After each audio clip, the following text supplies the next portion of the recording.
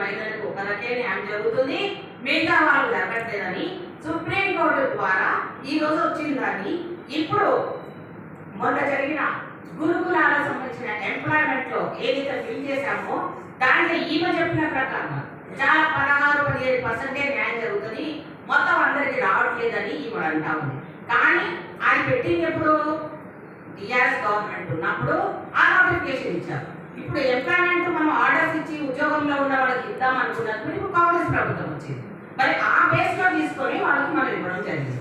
కానీ ఈవిడ ఆరోపణలు ఏంటంటే ఈయన రేవంత్ రెడ్డి గారికి ఏమి తెలియదు, ఆయన చట్టాలను తెలుసుకోమని చెప్పండి, అన్యాయం జరిగిపోయింది, డిపార్ట్మెంట్ వారు ఎంక్వైరీ చేసుకోమని చెప్పండి, అవసరమంటే ప్రభుత్వం తర్వాత కోర్టుకు వెళ్ళండి, అది కరెక్ట్ కాదు, ఇప్పుడు సవరణ చేసి మళ్ళీ ఈవిడన్న లెవెల్లోనే సమాన అవకాశాలు ఇవ్వమని చెప్తారు.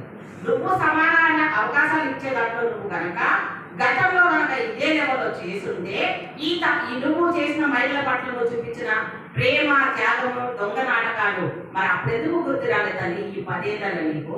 అంతేకాకుండా కాంగ్రెస్ పార్టీలో ఏవైతే పరిపాలనా విభాగాలు కానివ్వండి, ప్రగతి భవన్ గురించి మాట్లాడుతుంది. 2 రోజులు నిర్వహించారు రేవంత్ రెడ్డి గారు. ఆయనకి ఏం తెలియదు, ఆయన నీకేం తెలుసమ్మా, నీకేం తెలుసు?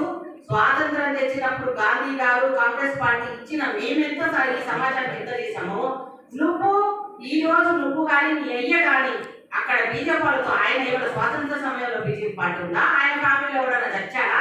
ఇక్కడ తెలంగాణ ఉద్యమంలో నీ ఫ్యామిలీలో ఎవడన్నా చచ్చాడా?